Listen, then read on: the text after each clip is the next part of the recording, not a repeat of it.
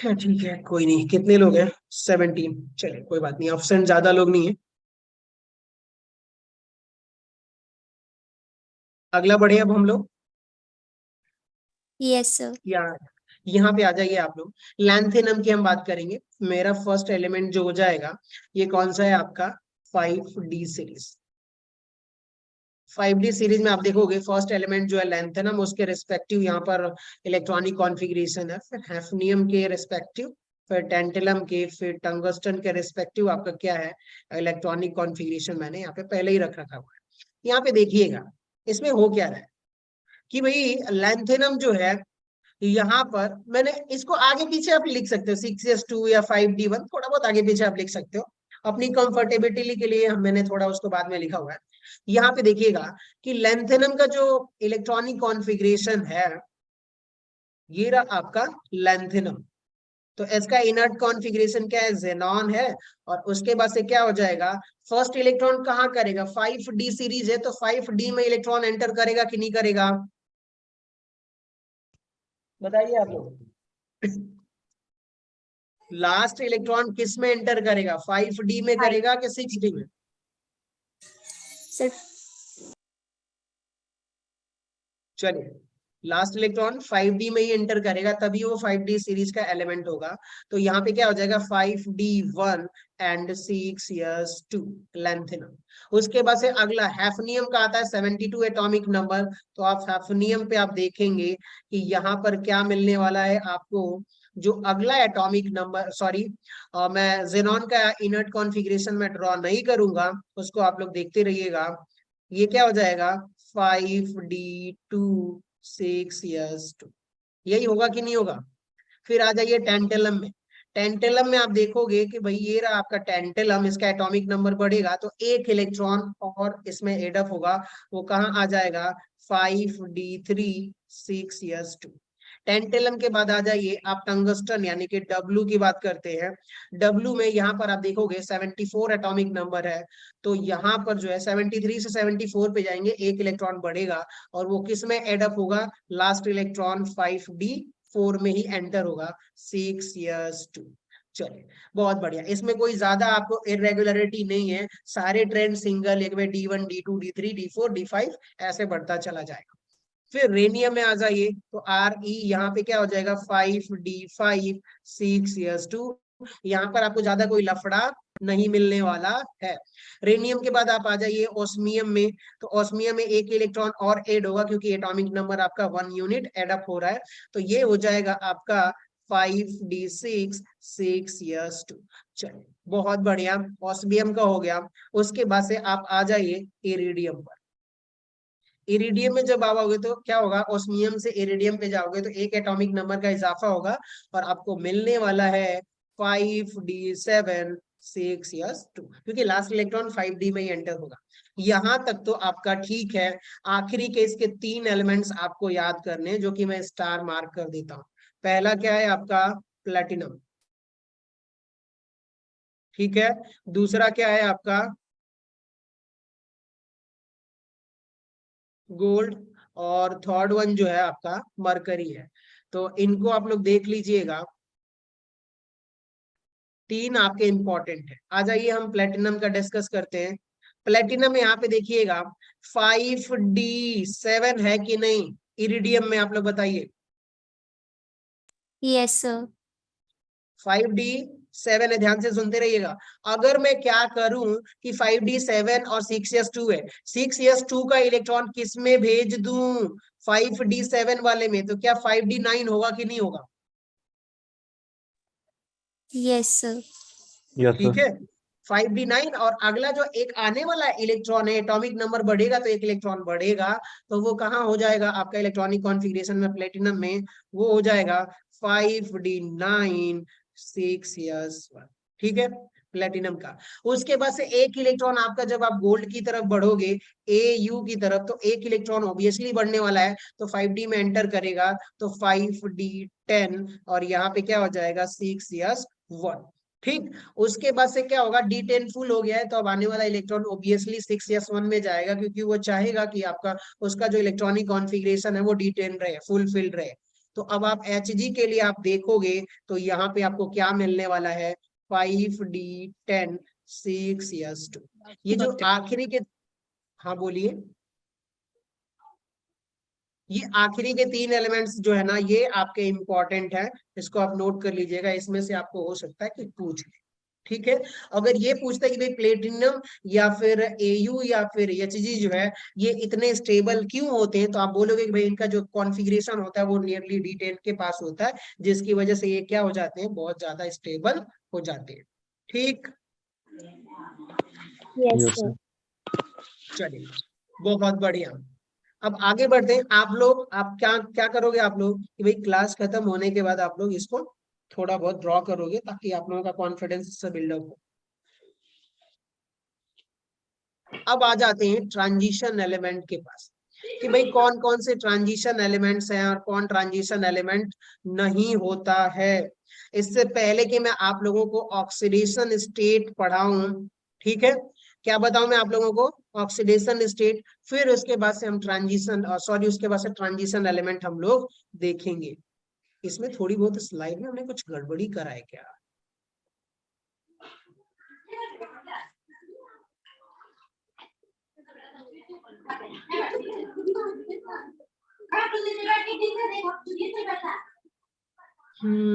आपने transition slide, चलिए आ जाइए।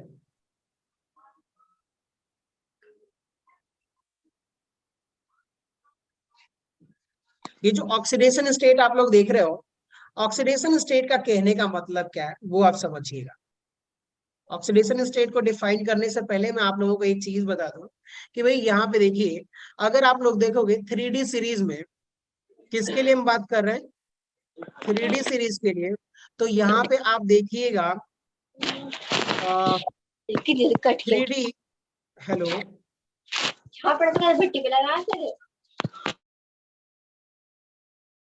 हेलो, चलिए आ जाइए।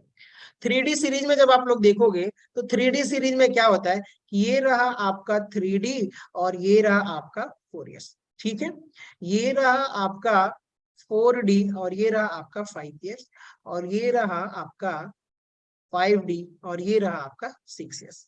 आइए आप लोगों को नीचे पे एक स्टेटमेंट, कुछ स्टेटमेंट्स लिखे हुए हैं, उनको क्या कहने का उनका मतलब है वो ध्यान से सुनिएगा। In these elements the difference in energies of ns, क्या ns and n-1d ऑर्बिटल, ठीक है, हम किसकी बात कर रहे हैं, ns और n-1d ऑर्बिटल्स, यानी कि भाई आपका जो 3D है 4s है, ये देखिए ये कौन सा हो जाएगा, n-1d और ये क्या हो जाएगा, ns हो जाएगा, ठीक है, orbitals is very small as a result of which electrons are participate in bonding, that is why elements show variable oxidation state। इन्होंने क्या बोला हुआ है कि the in these elements the difference in energies, यानी कुल मिला जुला के अब सिंपल कॉन्सेप्ट ये सुनिए कि ये 3D और 4S आप देख रहे हो, 4D और 5S देख रहे हो, ये 5D या 6S देख रहे हो, इन दोनों ऑर्बिटल्स की जो एनर्जी है ना वो नियरली सेम है। उनमें जो एनर्जी गैप है, ऐसा नहीं कि आप बोल दोगे कि भाई इक्वली है, कि भाई 3 इलेक्ट्रॉन वोल्ट 3D का है तो 4S का भी 3 इलेक्ट्रॉन वोल्ट ही होगा, नहीं। अगर मान लीजिए कि 3D का 3 इलेक्ट्रॉन वोल्ट है तो 4S का क्या हो सकता है, 3.1 इलेक्ट्रॉन वोल्ट, ठीक है, यानी कि एनर्जी जो है इनका नियरली सेम होता है। तो जब इनकी एनर्जी नियरली सेम होती है तो 3D और 4S दोनों ही इलेक्ट्रॉन डोनेट करके बॉन्डिंग में पार्टिसिपेट करते हैं और ऑक्सीडेशन स्टेट ये शो करते हैं, ठीक है। तो अब ध्यान से सुनिएगा कि भाई अगर मैं ऑक्सीडेशन स्टेट स्कैंडियम की बात करूं, किसकी बात करूं, स्कैंडियम की, तो स्कैंडियम का एटॉमिक नंबर क्या होता है, 21 होता है और इसका इलेक्ट्रॉनिक कॉन्फ़िगरेशन 3d1 4s2, यही होता है कि नहीं होता, बताइए आप लोग। Hello, Yes, sir. Yes, sir. यही होता है। बाकी लोग क्या कर रहे हैं,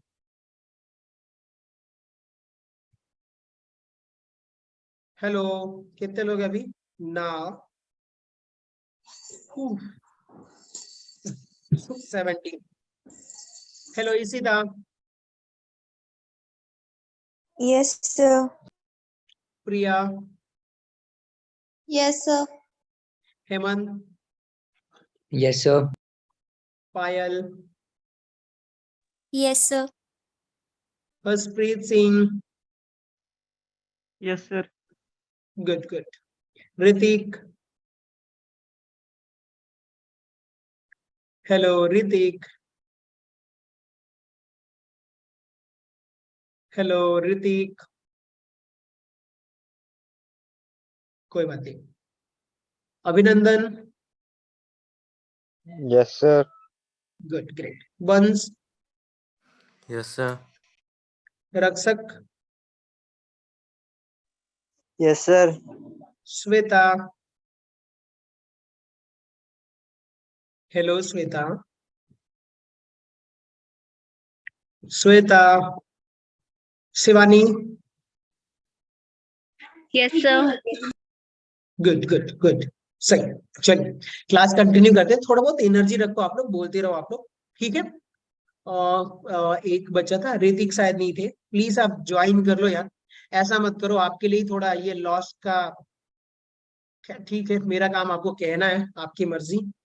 अब ध्यान से सुनिएगा आप लोग, मैं यहाँ पे स्कैंडियम की ऑक्सीडेशन स्टेट की बात करूंगा। तो ऑक्सीडेशन स्टेट का कहने का मतलब कि भाई देखिए, यहाँ पे जो स्कैंडियम आप देख रहे हो ना, इसका क्या है 3d1 4s2। अब वो कह रहा है कि यहाँ पर 3d1 और 4s2, यानी कि जो 4s2 में 2 इलेक्ट्रॉन है और 3d1 में जो 1 इलेक्ट्रॉन है, उन दोनों की एनर्जी जो है ना, क्या है, वो नियरली सेम, क्या है, नियरली सेम है। तो इसका कहने का मतलब कि अगर मैं इनसे कहूं कि भाई स्कैंडियम जो है ना, उसका ऑक्सीडेशन स्टेट, मान लीजिए कि किसी के टच में आया, कांटेक्ट में आया, और स्कैंडियम 1 इलेक्ट्रॉन अपना दे दिया किसी को, क्या किया, 1 इलेक्ट्रॉन किसी को दे दिया और उसके साथ बॉन्डिंग बनाया, तो अब 1 इलेक्ट्रॉन देगा, तो ये क्या हो जाएगा, ऑक्सीडेशन स्टेट इसका +1, ठीक है। अगर मान लीजिए कि किसी के साथ ये अपना 2 इलेक्ट्रॉन 4s2 का दोनों इलेक्ट्रॉन अगर दे देता है, तो कितना ये इसका ऑक्सीडेशन स्टेट हो जाएगा, +2. +2. प्रोबेबिलिटी है कि +1 भी शो कर सकता है, प्रोबेबिलिटी है कि +2 भी शो कर सकता है। अब बात करिए कि अगर मान लीजिए कि उसने क्या करा कि कोई ऐसा एलिमेंट था कि वो 4s2 का दोनों इलेक्ट्रॉन और साथ में 3d का भी इलेक्ट्रॉन अगर वो डोनेट कर दे और उसके साथ बॉन्डिंग बनाए, इलेक्ट्रॉन देकर के बॉन्डिंग बनाए, तो क्या ये +3 भी ऑक्सीडेशन स्टेट शो कर सकता है कि नहीं? Yes, sir. Yes, sir. ठीक है, Yes, चलिए। sir. लेकिन ध्यान से सुनिएगा कि यहाँ पे ना प्रोबेबिलिटी है कि वो आपका +1 भी शो कर सकता है, प्रोबेबिलिटी की बात कर रहा हूं कि भाई वो +1 शो कर सकता है, +2 भी शो कर सकता है, +3 भी शो कर सकता है। लेकिन अगर वही लेकिन स्टेबल कौन होगा, तो इसमें जो मोस्ट स्टेबल होगा वो +3 ऑक्सीडेशन स्टेट जो है स्कैंडियम का, वो स्टेबल होगा, ठीक। चलिए अब आगे बढ़ते हैं, स्कैंडियम के बाद आप आ जाइए, टाइटेनियम की बात करते हैं। यहाँ पर 22 है, ये हो जाएगा आपका 3d2 4s2। यहाँ पे आप देखिएगा, अगर ये 2 इलेक्ट्रॉन अपना लूज कर दे, तो क्या ये +2 शो करेगा, +1 भी शो कर सकता है। अगर 4s का 1 इलेक्ट्रॉन डोनेट करके बॉन्डिंग में पार्टिसिपेट करे, तो प्रोबेबिलिटी है कि +1 भी शो करेगा, +2 भी शो करेगा। अगर मान लीजिए कि 4s का दोनों इलेक्ट्रॉन और 3d में से भी 1 इलेक्ट्रॉन इसने क्या कर दिया, लूज कर दिया, और किसी के साथ बॉन्डिंग बना रहा है, दे करके बॉन्डिंग बना रहा है, लूज करिए या चाहे देने की बात करिए, बात एक ही है। तो यहाँ पर क्या होगा, d का 1 इलेक्ट्रॉन गया, 4s2 का भी 1 इलेक्ट्रॉन, तो ये +3 भी शो कर सकता है। अब 4s2 से 2 इलेक्ट्रॉन और 3d2 से भी दोनों इलेक्ट्रॉन चले गए, तो वो क्या हो सकता है, 4 प्लस, यानी कि ये भी 4 ऑक्सीडेशन स्टेट शो कर सकता है। बेसिकली यहाँ पे देखिएगा कि ये तो आपका क्या है कि पहला, दूसरा, तीसरा, इनकी प्रोबेबिलिटी है, ये ऑक्सीडेशन स्टेट शो कर सकते हैं, लेकिन इनका जो स्टेबल ऑक्सीडेशन स्टेट है वो कौन सा है, टाइटेनियम का +4, क्या है बताइए, +4 जो है +4. इसका स्टेबल ऑक्सीडेशन स्टेट है, ये एग्जिस्ट कर सकता है, लेकिन अगर कहीं +1 या +2 कर रहा है तो वो स्टेबल नहीं होंगे। तो +4 आपका क्या है, स्टेबल है, जितने भी ब्रैकेट में होंगे वो सारे के सारे क्या होंगे, स्टेबल होंगे। चलो स्कैंडियम के बाद आप आ जाइए टाइटेनियम, वेनेडियम की बात करते हैं। वेनेडियम में क्या हो जाएगा, 23, यानी कि यहाँ पर हो गया 3d3 4s2। चलिए यहाँ पर अगर मान लीजिए कि 4s2 का अगर दोनों इलेक्ट्रॉन लॉस करता है, 1 की बात नहीं करेंगे, बहुत रेयरली प्रेजेंट होता है। सो अगर मान लीजिए कि 4s का दोनों इलेक्ट्रॉन लॉस करता है तो +2, +1 भी पॉसिबल है, मैं लिख नहीं रहा यहाँ पे। अगर मान लीजिए कि 4s2 का दोनों इलेक्ट्रॉन और 3d से एक इलेक्ट्रॉन लॉस करता है या बॉन्डिंग में पार्टिसिपेट करता है तो क्या हो जाएगा +3। और अगर मान लीजिए कि डी से एक और इलेक्ट्रॉन चला गया तो क्या हो जाएगा यहाँ पर +4 +4 और +5 +5। ठीक है, यानी कि वेनेडियम के केस में +1 भी तो कर सकता है भाई, लेकिन ये प्रोबेबिलिटी है, श्योर नहीं कि वो स्टेबल ही होगा। तो यहाँ पर देखेंगे कि जो वेनेडियम के केस में जो स्टेबल ऑक्सीडेशन स्टेट होता है वो कौन कौन से होते हैं। तो हमने किसकी बात करा, वेनेडियम का। यहाँ पर भी +4 होता है। वेनेडियम में भी आपका स्टेबल ऑक्सीडेशन स्टेट भाई कौन होता है, +4। +4 इसको मैंने ब्रैकेट में कर दिया। स्कैन वेनेडियम के बाद क्या आता है आपका, क्रोमियम 24। ये क्या हो जाएगा 3d5 एंड 4s1। चलिए यहाँ पर देखिए अगर 4s1 का एक इलेक्ट्रॉन जाए तो ये +1 ऑक्सीडेशन स्टेट शो कर सकता है। डी में से एक और इलेक्ट्रॉन चला जाए तो कितना करेगा, +2 करेगा। एक और चला जाए तो +3 कर सकता है, एक और चला जाए +4 +5 +6। +6 लेकिन बात आती है कि भाई स्टेबल कौन कौन से होंगे, तो उनकी हमें मैं बताता हूं आप लोगों को कौन कौन सा स्टेबल हो सकता है, वो देखिएगा। क्रोमियम के केस में कई ऑक्सीडेशन स्टेट होते हैं, वो स्टेबल होते हैं +2 +3 एंड +6। कौन से, +2 +3 एंड +6 जो है ये आपके स्टेबल जो होते हैं ये ऑक्सीडेशन स्टेट, यानी +2 भी स्टेबल होगा, +3 भी और +6।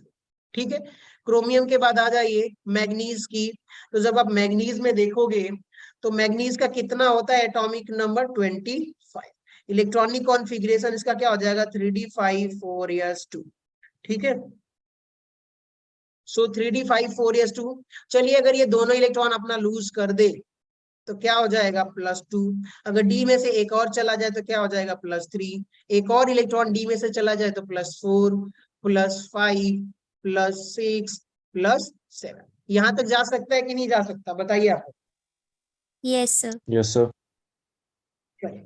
और मैग्नीज में आप देखोगे कि इसके ही दो कौन कौन से हैं, +2 और +7। हाँ, सो इसका जो स्टेबल ऑक्सीडेशन स्टेट है वो कौन सा है, +2 एंड +7। +2 एंड +7 ये आपके स्टेबल ऑक्सीडेशन स्टेट है। मैग्नीज के बाद आप आ जाइए तो आप इसके बाद क्या आता है, आयरन की कोबाल्ट, बताइए आप लोग।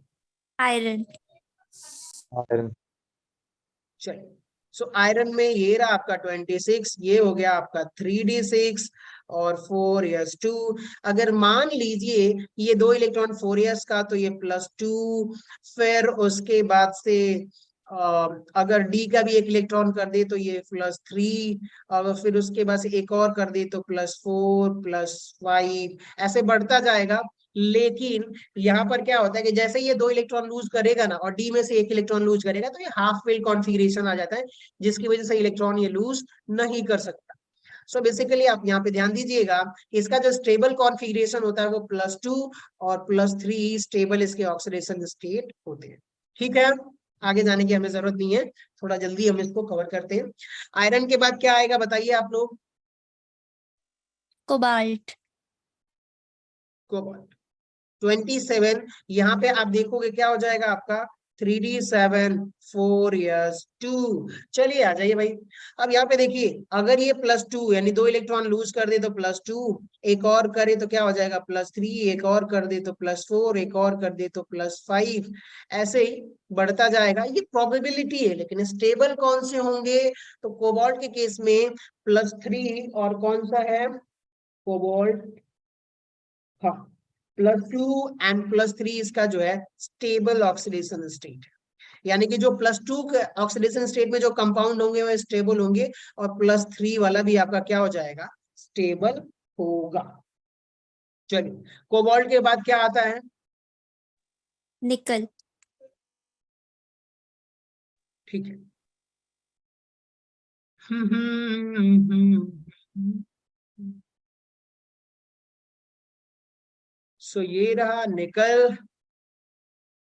ये हो गया आपका 3d8 4s2। और यहाँ पे अगर आप ऑक्सीडेशन स्टेट की बात करेंगे तो क्या शो कर सकता है, +2 +3 +4। इसके आगे आपको जाने की नहीं है जरूरत, लेकिन चलिए ये तो प्रोबेबिलिटी है। लेकिन स्टेबल कौन होगा निकल में, तो इसका होता है मोस्टली, अगर मैं निकल में देखने जाऊं तो +2 ही इसका मोस्ट स्टेबल होता है। कितना होता है इसका जो ऑक्सीडेशन स्टेट होता है वो +2 स्टेबल होता है। निकल के बाद क्या आएगा आपका, कॉपर, पर Cu होता है 29। आप देखोगे कि भाई ये 3d9 4s2। यहाँ पे आप ध्यान से सुनिएगा कि यहाँ पर ना इसका जो ऑक्सीडेशन स्टेट होता है वो होता है, ध्यान से सुनिएगा, अगर 4s से 2 इलेक्ट्रॉन चला जाए या 1 इलेक्ट्रॉन जाए तो क्या होगा, +1 शो कर सकता है। एक और, सॉरी मैं कुछ गलत तो नहीं कर रहा ना, सर कॉपर 3d9 शायद। 3d9 4s1 होता है, ठीक है, यस सर। समझ रहे हो आप लोग। 3d10 3d9 4s1। क्या,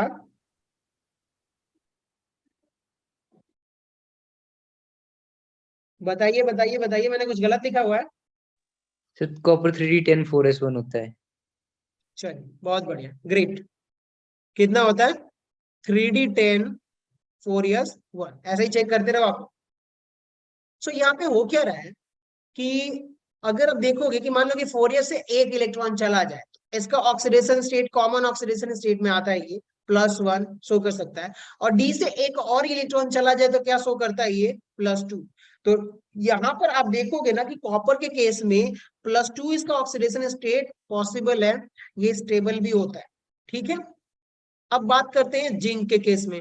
जिंक में क्या हो जाएगा आपका 30 एटॉमिक नंबर, ये हो जाएगा आपका 3d10 4s2, 3d10 4s2। यहाँ पर जिंक के केस में क्या है ना कि भैया ये अपना 4s का 2 इलेक्ट्रॉन लूज करता है, और लूज करने के बाद ये सिर्फ +2 ही ऑक्सीडेशन स्टेट शो करता है, और इसका स्टेबल यही होता है, ठीक है। कॉपर में +1 भी शो कर सकता है, +2 भी शो कर सकता है, और जिंक सिर्फ +2 ऑक्सीडेशन स्टेट शो करता है, उसके बाद वो इलेक्ट्रॉन लॉस नहीं कर पाता।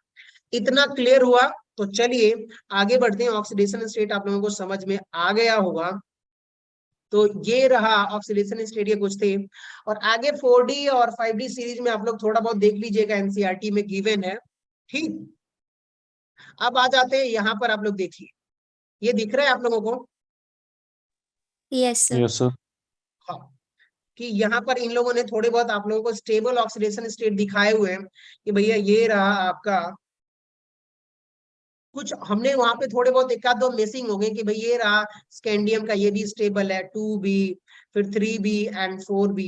यहाँ पर 2 3 4 +5 ये सारे के सारे। क्रोमियम में भी 2 3 6, और मैग्नीज में देखोगे 2B 3B 4B 6B 7B। वहां पे एक आध दो मिसिंग होंगे तो आप यहाँ पर इंक्लूड कर लीजिएगा। +2 +3, यहाँ पर भी कोबाल्ट में +2 +3, और यहाँ पर सिर्फ +2, और यहाँ पर कॉपर के केस में +1 +2 दोनों ही। +3 पॉसिबल है लेकिन स्टेबल नहीं होता है। सो बेसिकली वहां से जो एक आध दो छूट गए होंगे तो यहाँ पे आप लोग देख लीजिए। चलिए आ जाइए, बात करेंगे एटॉमिक रेडियाई और आयनिक रेडियाई की, इसकी हम बाद में बात करेंगे। इससे पहले हम ट्रांजिशन एलिमेंट क्या होता है वो डिस्कस कर लेते हैं, ठीक है। यहाँ पे देखिए हम किसकी बात करेंगे हम लोग, ट्रांजिशन एलिमेंट्स की।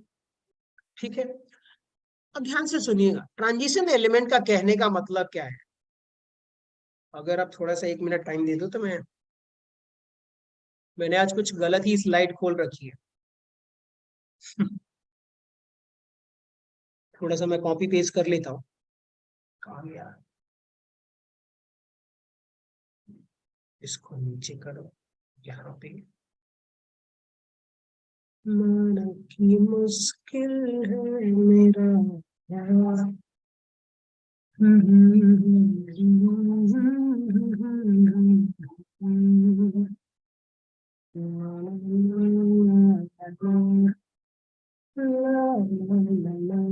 Highly radii.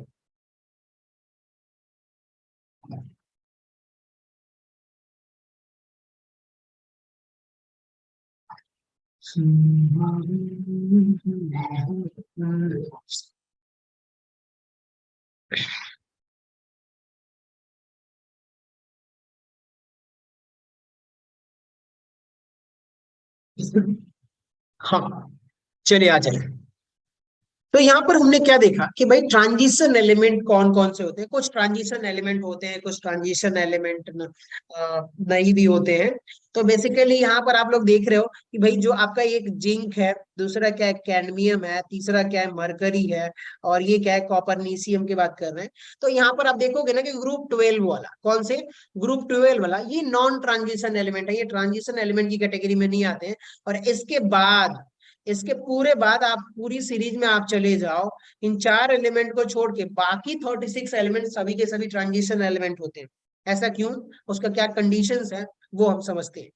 सो यहाँ पर आ जाइए, ध्यान से सुनिएगा ट्रांजिशन एलिमेंट की कंडीशन क्या है। पहला इन्होंने बोला हुआ है कि the element which in their ground state, किसकी बात कर रहे हैं, the element which in their ground state और एनी वन ऑफ, ध्यान से सुनिएगा किसकी बात कर रहे हैं हम लोग, ग्राउंड स्टेट। ठीक है, पहला टर्म आपका जीएस ग्राउंड स्टेट, और दूसरा इन्होंने बोला हुआ है any one of its common oxidation state. क्या, any one of its common oxidation state have incompletely filled d orbital. अगर आप उसका ग्राउंड स्टेट इलेक्ट्रॉनिक कॉन्फ़िगरेशन निकालो, अच्छा उसका कोई कॉमन ऑक्सीडेशन स्टेट में उसका इलेक्ट्रॉनिक कॉन्फ़िगरेशन आप ड्रॉ करो, और उसमें अगर आपको इनकम्प्लीटली फिल्ड डी ऑर्बिटल मिलता है, तब आप क्या बोलोगे कि भाई वो जो एलिमेंट है उसको हम ट्रांजिशन एलिमेंट बोलेंगे। ठीक है, चलिए अब हम कुछ एग्जांपल्स ले लेते हैं आपके सामने। जैसे कि हम एक बार रिवाइज करते हुए चलते हैं, आप लोगों ने ध्यान से देखा होगा कि सबसे पहला 3D सीरीज का एक एलिमेंट था, वो क्या था, स्कैंडियम। एटॉमिक नंबर इसका 21 है, तो ये हो जाएगा 3D1 4s2। यही होगा कि नहीं होगा, बताइए आप। Yes sir. Yes sir. ठीक है, अब आप लोगों से अगर ये पूछूं कि भाई ये जो है ना, इसका क्या ग्राउंड स्टेट इलेक्ट्रॉनिक कॉन्फ़िगरेशन है कि नहीं, ग्राउंड स्टेट में है कि नहीं है, कोई एक्साइटेड स्टेट नहीं है। हम जो इलेक्ट्रॉनिक कॉन्फ़िगरेशन ड्रॉ कर रहे थे वो ग्राउंड स्टेट इलेक्ट्रॉनिक कॉन्फ़िगरेशन है। और यहाँ पर अगर आप चेक करोगे कि भैया यहाँ पर क्या इसका डी ऑर्बिटल जो है इनकम्प्लीटली फिल्ड है कि नहीं, कंडीशन क्या है यहाँ पर देखिए, इनकम्प्लीटली फिल्ड डी ऑर्बिटल, अगर है तो वो ट्रांजिशन एलिमेंट होगा। अब इसका देखिए 4s2, तो भैया ये तो फिल्ड है, लेकिन 3D1 में एक ही इलेक्ट्रॉन है। क्या इसको आप कोई बताएगा ये कंप्लीटली फिल्ड है कि इनकम्प्लीटली फिल्ड है? Sir incompletely field. तो जब ये इनकम्प्लीटली फिल्ड है, ग्राउंड स्टेट में बात करें, अच्छा ऑक्सीडेशन स्टेट, तो ऑक्सीडेशन स्टेट में ऑब्वियसली क्या शो करता है, स्कैंडियम 3+। ऑक्सीडेशन स्टेट क्या होता है, स्कैंडियम 3+, +3 देखा था ना आप लोगों ने। तो अब 3 इलेक्ट्रॉन निकाल दो तो खाली हो गया, इनकम्प्लीटली फिल्ड है। यानी कि आप इसको क्या बोलोगे भैया, ये ट्रांजिशन एलिमेंट है। स्कैंडियम के बाद आ जाइए, चलिए यहाँ पर मैग्नीज में देख लेते हैं। मैग्नीज में क्या हो जाता है, 25 3d5 4s2। अब एक बात बताइए, 3d5 है तो 1 2 3 4 एंड 5, तो ये 3d5 है। क्या अभी भी ये इनकम्प्लीटली फिल्ड है कि नहीं? No sir. ये तो हाफ फील्ड है, ध्यान से देखिए, ये क्या है आपका, पेयर्ड इलेक्ट्रॉन। ये तो हाफ फील्ड है ना। कंप्लीटली फील्ड का मतलब क्या, कि D10 होना चाहिए। यस सर, सॉरी समझ गए सर। आप लोग? हाँ कोई बात नहीं, सॉरी क्यों, ये तो हाफ फील्ड है। इनकम्प्लीटली फील्ड का मतलब कि भैया 9 तक तो जा सकता है। कहां तक जा सकता है, ये D9 तक पॉसिबल है। D10 जैसे हुआ ये कंप्लीटली फील्ड हो जाएगा। चलिए, जब ये ग्राउंड स्टेट में इनकम्प्लीटली फिल्ड है तो हमें कॉमन ऑक्सीडेशन स्टेट में चेक करने की जरूरत ही नहीं है। अब आ जाइए निकल, निकल के बाद जाते हैं। निकल 28 यहाँ हो गया है 3d8 और यहाँ पे हो गया 4s2। अब आप एक बात बताइए आप लोग कि यहाँ पर देखिएगा क्या ये 3d8 होगा कि अगर 3d8 है तो ऑब्वियसली ये इनकम्प्लीटली फिल्ड है। 1 Yes, sir. 2 3 4 5 6 7 8 यहाँ पे देखिए एक यहाँ पे एक और इलेक्ट्रॉन आ सकता है, एक और आ सकता है, और ये रहा आपका 4s2 वाला, तो ये तो फील्ड है। यानी कि हम d ऑर्बिटल की ही सिर्फ बात करेंगे, ये 3d8 जो है आपका क्या हो गया, इनकम्प्लीटली फील्ड है। मतलब कि भैया ये ट्रांजिशन एलिमेंट है, ट्रांजिशन एलिमेंट की कैटेगरी ये सेटिस्फाई कर रहा है। निकल के बाद आप आ जाइए कॉपर के, क्या होगा आपका कॉपर। और जब आप कॉपर में आप देखोगे ना कि यहाँ पे क्या हो जाता है 3d10 4s1, ठीक है। अब एक बात बताइए क्या यहाँ पर ये ग्राउंड स्टेट इलेक्ट्रॉनिक कॉन्फ़िगरेशन है, तो यहाँ पर आप चेक करोगे भाई 1 2 3 4 5 6 7 8 9 10 और यहाँ पर क्या हो गया है 1 इलेक्ट्रॉन्स। तो ये रहा आपका 3d10 और ये क्या हो गया है 4s1। क्या ये अभी ग्राउंड स्टेट इलेक्ट्रॉनिक कॉन्फ़िगरेशन जब आप चेक कर रहे हो तो क्या ये कंप्लीटली फील्ड है कि नहीं? कितने लोग एग्री कर रहे हैं? Yes, sir. है. Yes, sir. और चलिए, लेकिन अब यहाँ पर आप ध्यान से सुनिएगा, कलर मैं चेंज करता हूँ, आपको समझाने की कोशिश करता हूँ कि पहला कंडीशन इन्होंने रखा हुआ था कि भैया ग्राउंड स्टेट, देख रहे हो ये व्हाइट वाला Yes, sir. Yes, sir. Ground state में, तो भैया ये कंप्लीटली फिट है। क्या है ये? कंप्लीटली फिट, ठीक। लेकिन अब इन्होंने एक और आगे बोला था और करके कि any one of its common oxidation state, अगर किसी कॉमन ऑक्सीडेशन स्टेट में ये अगर इनकम्प्लीटली फिल्ड है तो ये भैया ट्रांजिशन एलिमेंट की कैटेगरी में आएगा। तो हमने देखा था ऊपर जब इस स्लाइड में हम चलेंगे तो इनका जो कॉमन ऑक्सीडेशन स्टेट मैंने बताया हुआ था, ऑक्सीडेशन कहाँ बताया था, सच के नीचे था ना, चलिए आ जाइए दिखाता हूं। कॉपर जो है वो देखिएगा, क्या यहाँ पर कॉपर का आप देखोगे ऑक्सीडेशन स्टेट क्या +1 और +2 है कि नहीं? यहाँ पे देखिए +1 +2 है कि नहीं? Yes, sir. Yes, sir. दिख रहा है येलो वाला? Yes, sir. ठीक है, यानी कि इसका जो कॉमन है स्टेबल ऑक्सीडेशन स्टेट +2 है, तो +2 का मतलब क्या होता है वो समझ गया। ऊपर जाना था ना मुझे।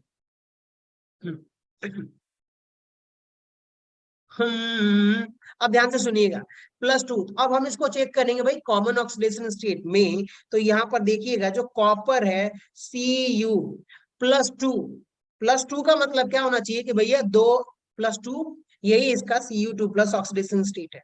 +2 का मतलब क्या, 2 इलेक्ट्रॉन निकालेंगे कि नहीं निकालेंगे? तभी तो 2 चार्ज आएगा ना +2। Yes, sir. बाकी लोग समझ गए ना? +2 का Yes, मतलब sir. क्या हुआ? ऑक्सीडेशन स्टेट का मतलब क्या हुआ कि अगर मैं बोलूं कि भाई Na+ है, सोडियम प्लस है, तो इसका ऑक्सीडेशन स्टेट 1। अगर मैं बोलता हूँ कि भैया Cu2+ है तो इसका ऑक्सीडेशन स्टेट कितना हो गया +2। अगर मैं बोलता हूँ कि Fe3 है तो आयरन का ऑक्सीडेशन स्टेट कितना हो गया +3, यानी 3 इलेक्ट्रॉन ये दे दिया है। अगर मैं बोलता हूं कि यहाँ पर आप ध्यान से सुनिएगा कि अगर मैं बोलता हूँ कि Cr3+, तो भी क्रोमियम पर +3 है, यानी कि प्लस जितना चार्ज होगा वही ऑक्सीडेशन स्टेट होगा। तो यहाँ पर +2, इसका कॉमन ऑक्सीडेशन स्टेट कॉपर का क्या है +2 है। तो अब ध्यान से सुनिएगा 2 इलेक्ट्रॉन आपको निकालना पड़ेगा। क्या करना पड़ेगा? 2 इलेक्ट्रॉन लूज करने पड़ेंगे. तो अब देखिए 4s1 से पहले इलेक्ट्रॉन कैसे निकलेगा 4s1 से, और एक और इलेक्ट्रॉन निकलेगा D10 से, तो ये वाला इलेक्ट्रॉन आपका निकल गया। तो अगर 2 इलेक्ट्रॉन निकालोगे यहाँ D10 से तो 3D10 से क्या हो जाएगा 3D9 में। अब आप चेक करिए क्या इसका इनकम्प्लीटली फिल्ड d ऑर्बिटल है कि नहीं, यहाँ वाला ये वाला कंडीशन। Yes, sir. तो ये भी आपका क्या हो गया ट्रांजिशन एलिमेंट हो गया। लेकिन अब आ जाइए आप लोग जिंक वाले के केस में। कॉपर के बाद क्या आएगा आपके पास? जिंक आएगा, ठीक है। और जिंक में हम देखेंगे कि ये रहा आपका जिंक, और इसका एटॉमिक नंबर 30 होता है, तो 3d10 4s2। और इसका जो कॉमन ऑक्सीडेशन स्टेट होता है वो कितना होता है? अब चलिए पहले तो ध्यान से सुनिए, पहला कंडीशन क्या है? Ground state. क्या ग्राउंड स्टेट में इसका 3d10 फुल फिल है कि नहीं, कंप्लीटली फिल्ड है कि नहीं?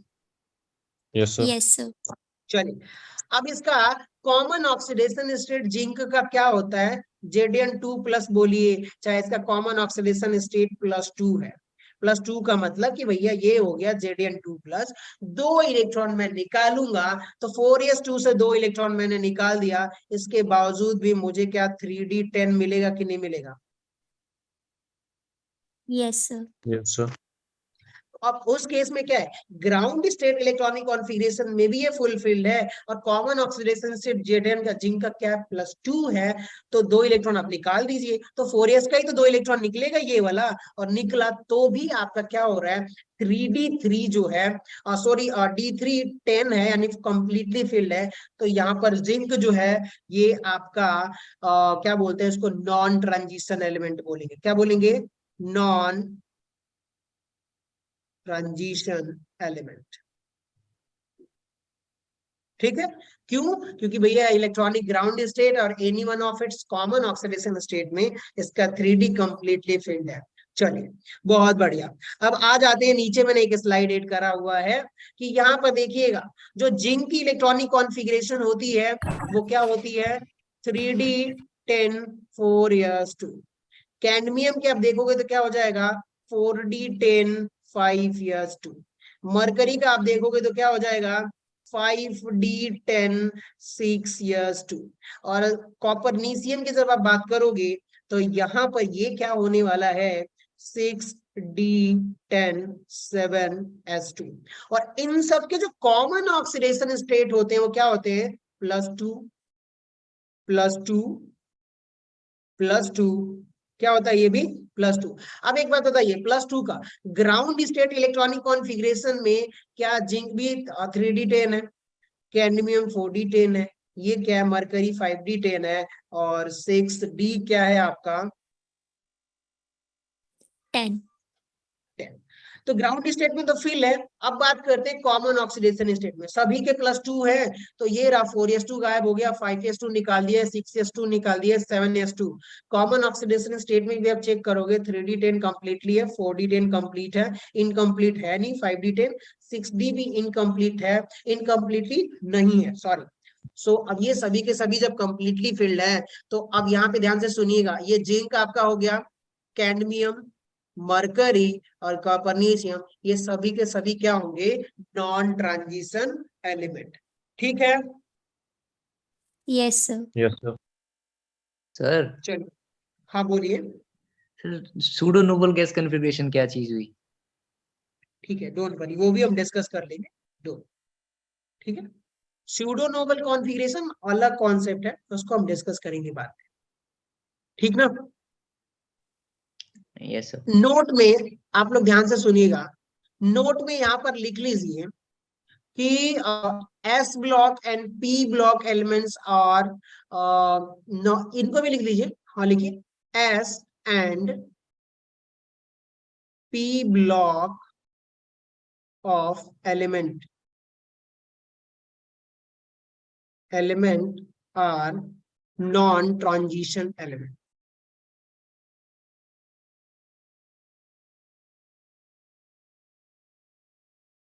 क्योंकि यस और पी ब्लॉक में तो डी ब्लॉक का डी ऑर्बिटल है ही नहीं, ऐसा कोई लफड़ा ही नहीं है, तो वो हमारे ऑब्वियसली नॉन ट्रांजिशन एलिमेंट की कैटेगरी में आएंगे।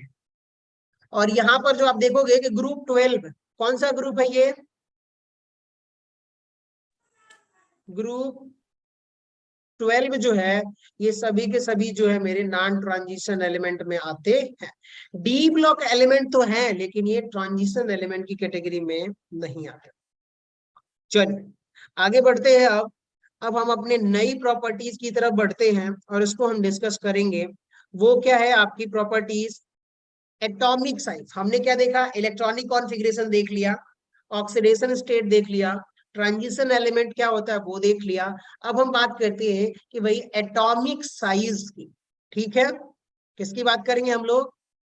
एटॉमिक साइज, या फिर आप बोल लीजिए आयनिक रेडियाई या एटॉमिक रेडियाई।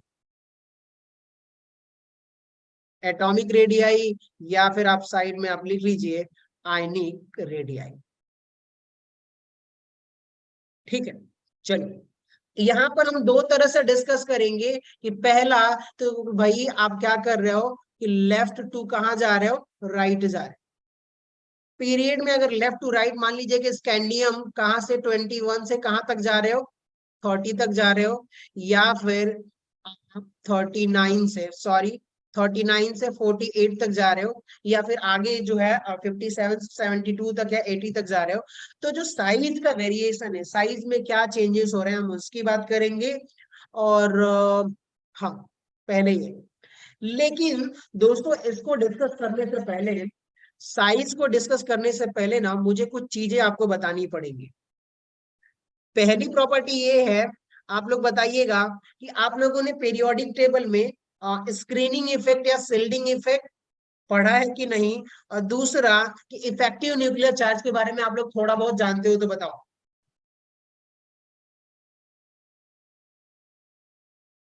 हेलो, कोई बताएगा कि स्क्रीनिंग इफेक्ट या शिल्डिंग इफेक्ट क्या होता है, और जेफ मतलब इफेक्टिव न्यूक्लियर चार्ज क्या होता है?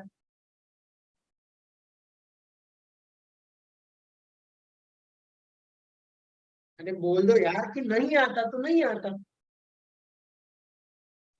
सर नहीं पता। नो सर नहीं पता, मतलब तो मैं एक बार एक्सप्लेन करता हूं, ठीक है। चलिए, सबसे पहले स्क्रीनिंग इफेक्ट और शिल्डिंग इफेक्ट जो है ना, ये दोनों एक ही टर्म है, ठीक है। शिल्डिंग इफेक्ट की बात करिए चाहे आप स्क्रीनिंग इफेक्ट की बात करिए। स्क्रीनिंग या शील्डिंग, शील्डिंग का मतलब क्या हो रहा है कि यहाँ पर ना एक कोई चीज ऐसे दीवार बन रही है, स्क्रीन बन के किसी चीज को रोक रही है। सबसे पहले आप ध्यान से सुनिएगा, जेफ, जेफ का मतलब क्या है यहाँ पर कि इफेक्टिव न्यूक्लियर चार्ज। क्या? इफेक्टिव न्यूक्लियर चार्ज, और इसको हम जेफ से रिप्रेजेंट करते हैं पीरियोडिक टेबल। दूसरा आता है भाई, आपके पास एक फैक्टर होता है स्क्रीनिंग इफेक्ट, या आप इसे क्या बोल सकते हो, शील्डिंग इफेक्ट। यहाँ पे लिखा ही है, आप देख लीजिए। यहां से हो क्या रहा है, कहानी ये है कि मान लीजिए कि आपके पास एक न्यूक्लियस है। क्या ये न्यूक्लियस है? और मैंने कहा कि भाई ये न्यूक्लियस का सबसे आउटर मोस्ट सेल ये है। क्या है? आउटर मोस्ट सेल है। वैसे ये गोला होना चाहिए था ऐसे, लेकिन मैं गोला ना बना करके, हम स्मार्ट लोग हैं तो हम ऐसे ही समझते हैं, ठीक है। अगर मान लीजिए कि यहाँ पर आउटर मोस्ट सेल का मतलब कि सबसे बाहरी वाला सेल है, और ध्यान से सुनिएगा, अगर मैं बोलूं कि भाई एटॉमिक साइज की बात करूंगा, एटॉमिक साइज अगर मुझे बताना है तो मैं क्या बोलूंगा कि भैया एटॉमिक साइज का मतलब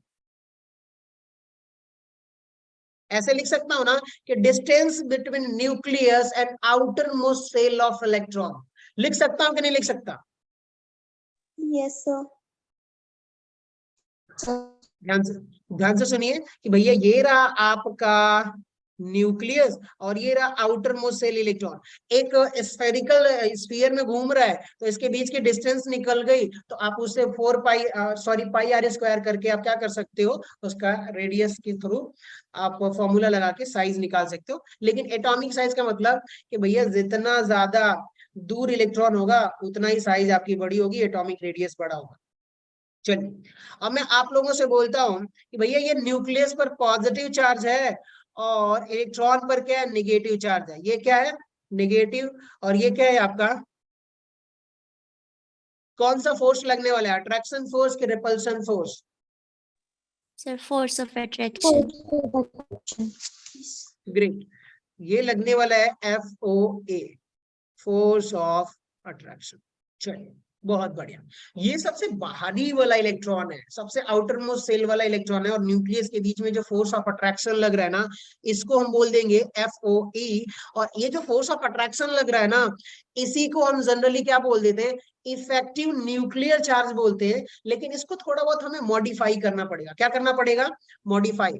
अब ध्यान से सुनिएगा, मॉडिफाई का मतलब कि भैया ये बाहरी वाला सेल है और ये न्यूक्लियस है, सीधा जो फोर्स लग रहा है इसको फोर्स ऑफ अट्रैक्शन तो बोलेंगे, लेकिन इफेक्टिव न्यूक्लियर चार्ज कब बोलेंगे वो आप समझिएगा।